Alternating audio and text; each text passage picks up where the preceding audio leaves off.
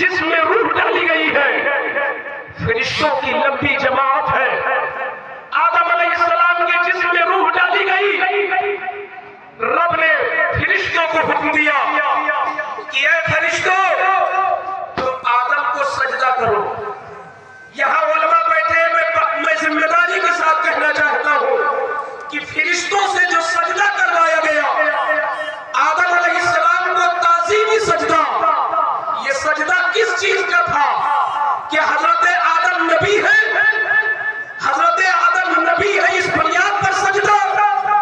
آدم علیہ السلام متقی ہے، ان کے تقوی کی بنیاد پر سجدہ.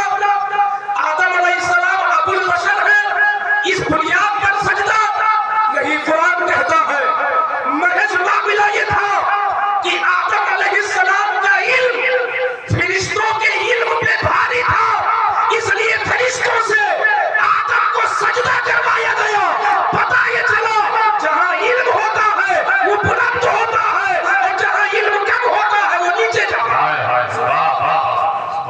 فرشتوں سے گناہ نہیں ہو سکتا، فرشتوں سے گناہ نہیں ہو سکتا. وہ معصوم ہے، وہ معصوم ہے.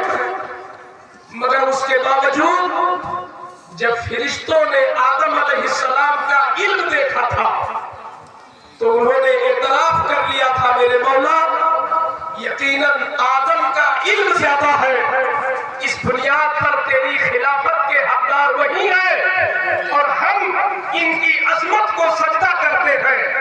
وہی سے آدمیوں کو اشارہ کر دیا گیا، وہی سے ہم بندگان خدا کو یہ سبق پڑھا دیا گیا کہ اگر تمہیں اونچائی پہ جانا ہے، اگر تمہیں بلندیوں پہ جانا ہے، اگر تمہیں معراج میں پہنچنا ہے تو تمہیں علم سے اپنا رشتہ جوڑنا پڑے گا.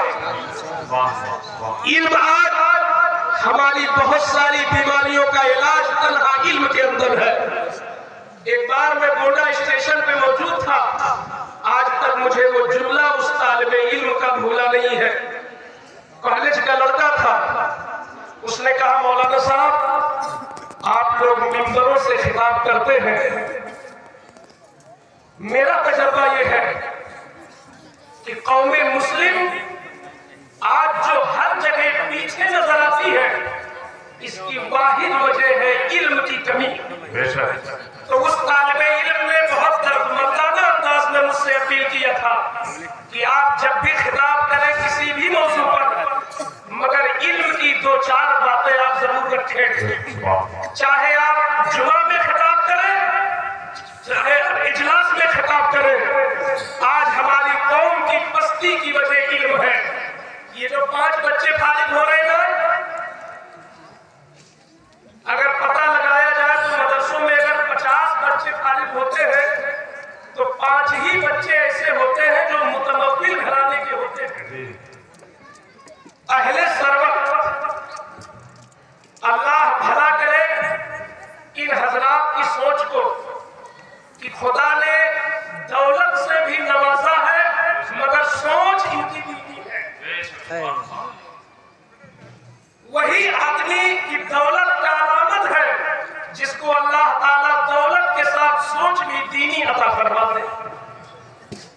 اہل ثروت اور مالدار لوگ اپنے بچوں کو مدرسے میں شاید اس لیے بھی نہ بھیجتے ہو کہ پڑھنے کے بعد ان کی تنخواہ کیا ہوگی.